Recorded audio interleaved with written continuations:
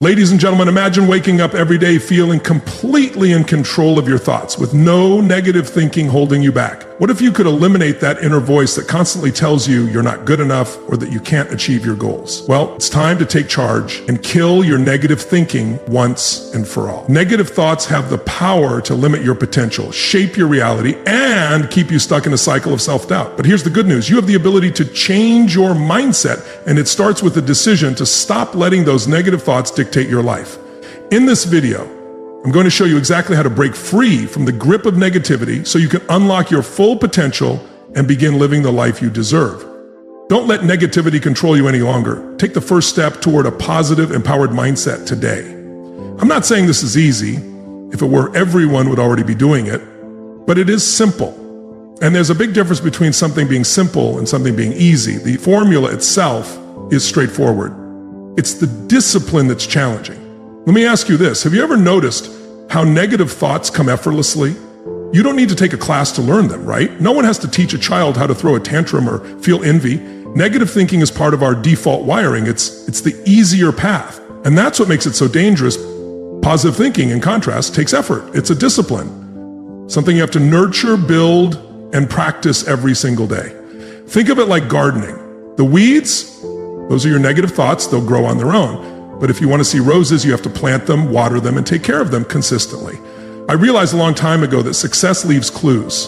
If you want to reach meaningful goals, study those who already have. And when you examine truly successful people, not just those with money, but those with deep fulfillment, you'll notice one shared quality.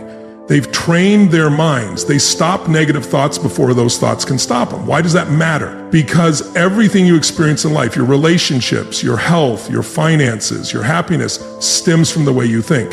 It all starts in your mind. Let me share something powerful with you. You are not what you think you are, but what you think you are. Let that sink in. Your life right now is a mirror of your mindset up to this point. If you're not happy with what you see, you need to shift your thinking. That's the core truth. I once spoke with a man who told me, I've been broke for so long, I can't picture being anything else. And I told him, well, that's the real issue. If you can't picture it, you can't become it. Your imagination, shaped by either positive or negative thoughts, defines the limits of your life. Many people spend their entire lives inside the walls built by their own negative thoughts, brick by brick, thought by thought. And the saddest part, most don't even realize they hold the key to their own release. Now, I'm not here to offer some lighthearted motivational message about thinking positively. This is deeper than that. I'm talking about intentional, focused control of your mental space. Because here's the truth. Your mind is a battleground, constantly under pressure. And if you don't take charge of that space, something else will. Let me leave you with a story about two wolves. There's an old tale that says, inside each of us, two wolves are in constant battle. One stands for fear, doubt, limits, and failure. The other stands for hope, courage, confidence, and potential. So which wolf wins the fight? The one you feed. Each time you entertain a negative thought, you're feeding the wolf of limitation. But every time you choose a positive thought instead, you're feeding the wolf of possibility. Over time, the wolf you feed grows stronger while the other fades.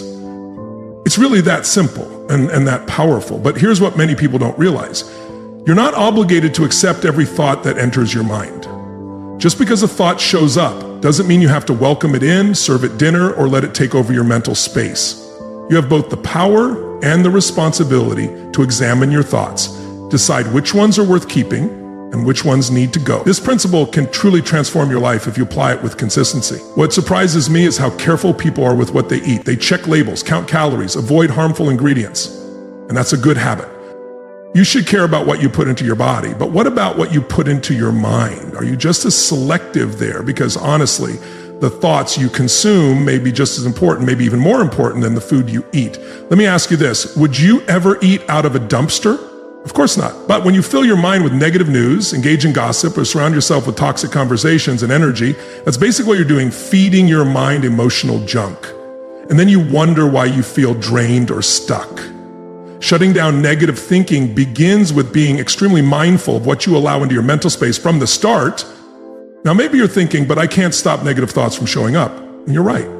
You can't always control the first thought that enters your mind. But here's the key. You can control the second thought, the third, and everyone after that. You choose whether that initial negative thought becomes a mental pattern or whether you replace it with something more helpful. That's where your real power is, not in stopping the first thought, but in how you respond. Here's a simple but powerful tool. When a negative thought comes up, immediately ask yourself, is this thought helping me or hurting me? Is it leading me closer to my goals or pulling me further away? That one question can interrupt the flow of negative thinking right away. It forces you to pause and reflect rather than just accept the thought without question. The quality of your life is closely tied to the quality of the questions you ask yourself. Poor questions lead to poor results. Better questions lead to a better life. When you ask, why does this always happen to me? Your mind will look for answers that make you feel like a victim. But when you shift the question to what can I learn from this? Or how can I grow through this?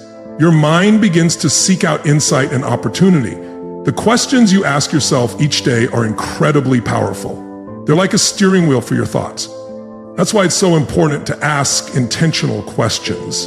Use them to guide your thinking toward your goals, not your fears.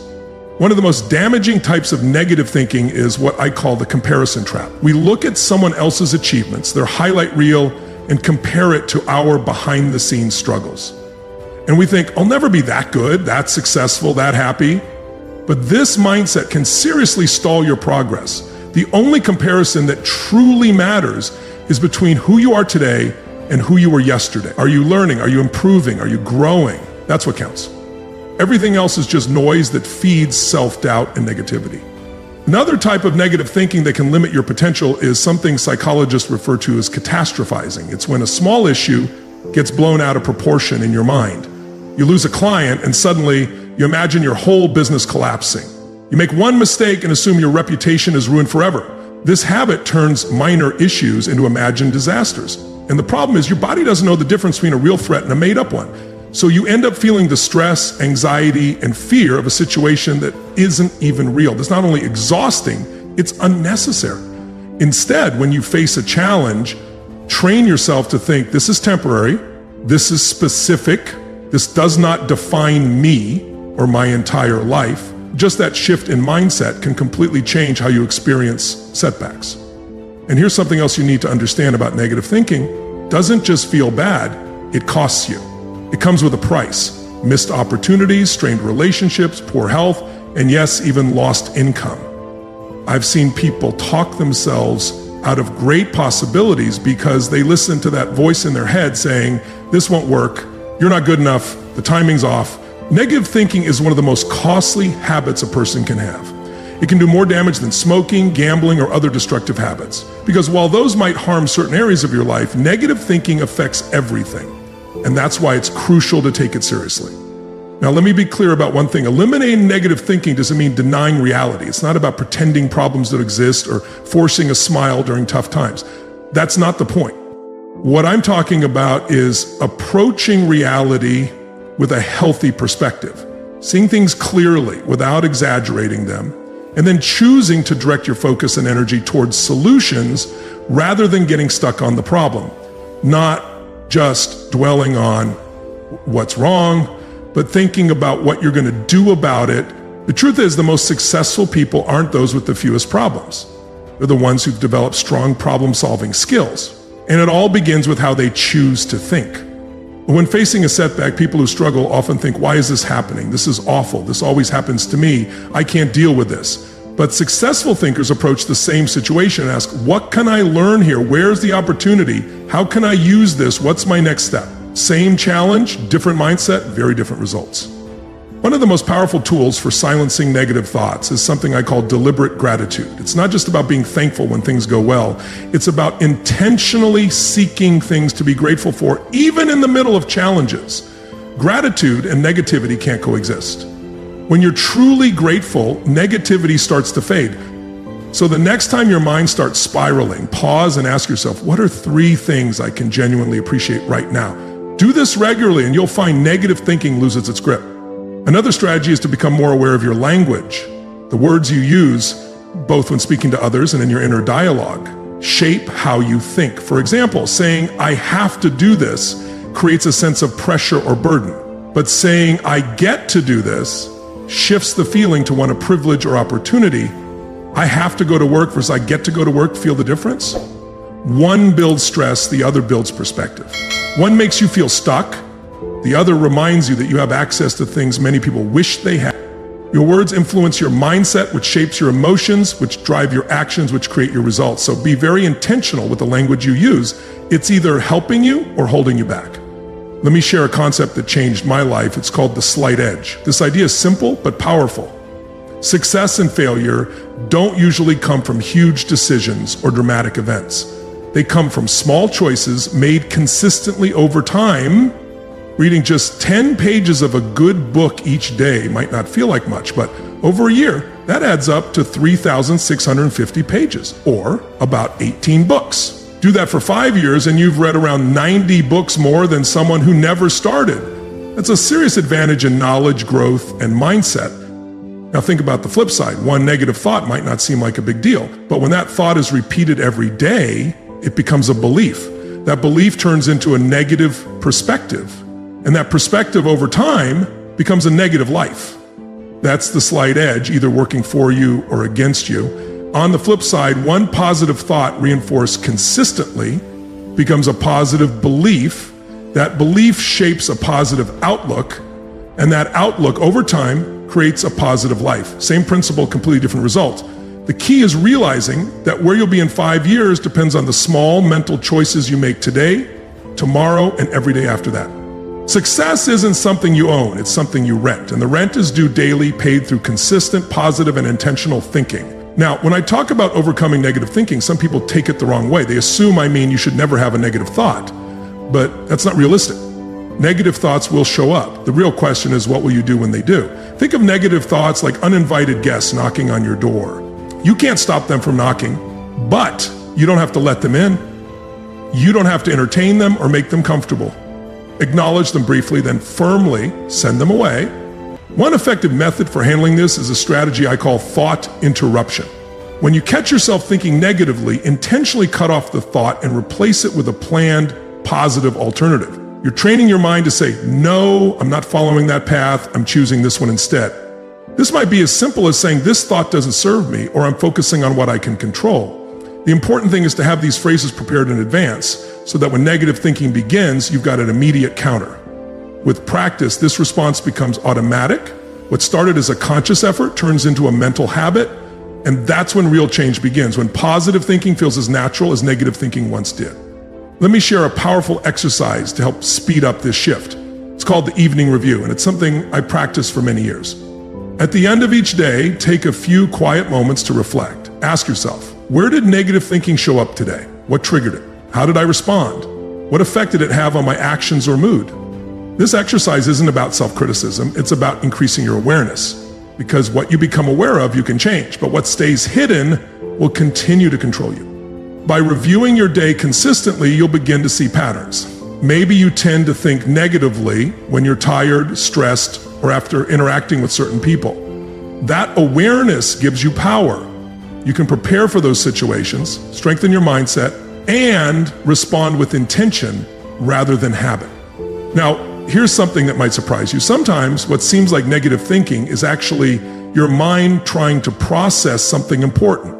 Let me explain. When you go through a disappointment or a failure, and we all do, it's totally normal and even healthy to feel bad for a little while. You need that time to recognize what happened, to sit with it, and to learn from it. That's not negative thinking, that's wisdom. Negative thinking happens when you stay stuck in that place, when disappointment becomes your mental address instead of just a stop on your journey. That's why I use what I call the 24-hour. When something genuinely upsetting happens, give yourself a full day, 24 hours, to feel it, be upset, be disappointed, reflect on it, learn from it, but then make a decision to move forward. Shift your focus from what happened to what you're going to do next, from the problem to the solution, from the past to the future. This rule gives you space to feel and process like a human being without letting that moment define your mindset moving forward. It balances emotional honesty with mental discipline, and it's a game changer. Now let's talk about something a lot of people miss when it comes to killing negative thinking: your physical health. Your body and your mind are deeply connected. When your body is drained, your mental defenses are down. that's when negative thoughts creep in the easiest. This is why things like regular exercise, good nutrition, solid sleep, and managing stress aren't just physical self-care, they're mental weapons. They build the foundation for positive thinking to thrive. I've noticed it in my own life. On days when I exercise, eat clean, and get good sleep, my mind is clearer. I feel stronger, more focused, more optimistic. But on days I skip those basics, negative thoughts come knocking a lot more often, and they're harder to shake. It's not just mood, it's chemistry, it's biology. So if you want to win the battle against negative thinking, your body needs to be part of your plan. This isn't a luxury, it's a necessity. Another key strategy is something I call intentional environment design. That means creating surroundings, both physical and social, that naturally support positive thinking. This includes the people you hang around. You've probably heard me say, you are the average of the 5 people you spend the most time with. That doesn't just apply to money or success, it applies to your thinking. If you're constantly around people who complain, gossip, or dwell in the worst case scenario, it's going to rub off. Not because you're weak, because you're human. But if you spend time with people who think positively, who look for solutions, who believe in growth and opportunity, their mindset will strengthen yours. Their courage feeds your courage. And this same idea applies to your information environment too. What you read, watch, and listen to, whether it's the news, social media, books, or podcasts, shapes your mindset. These inputs either support a positive outlook or reinforce negative thinking. Be extremely selective about the information you allow into your mind. The principle is simple. If you put in poor quality content, you'll get poor quality results. If you consume high quality content, you'll think and feel better. It really is that straightforward. Let me share a personal experience. Several years ago, I made a choice to begin each morning by reading something uplifting or motivational for at least 30 minutes before checking the news, emails, or messages. This single habit has likely done more to eliminate negative thinking from my life than almost anything else. By feeding my mind with encouraging, empowering content first thing in the day, I shape my mindset to focus on opportunities instead of issues and on solutions rather than setbacks.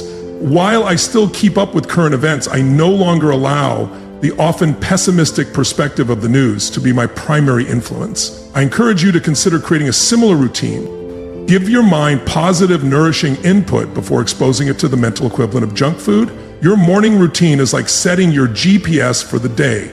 If you start with negative content, don't be surprised if your mindset follows a negative path. Now, let's go deeper into overcoming negative thinking by addressing the core beliefs that give rise to these thoughts. While it's helpful to replace negative thoughts with positive ones, it's even more effective to shift the underlying beliefs that produce them. For instance, if you hold a belief that success is rare and hard to achieve, you'll naturally generate discouraging thoughts every time you aim high. You can try to respond to these thoughts one by one, but they'll persist as long as the root belief stays the same. However, if you replace that belief with something like, success is the natural result of consistent, focused effort, you'll begin to notice that empowering thoughts emerge more effortlessly. This is about treating the cause, not just the symptoms. So how do you change these foundational beliefs? It begins with conscious reflection and intentional rethinking.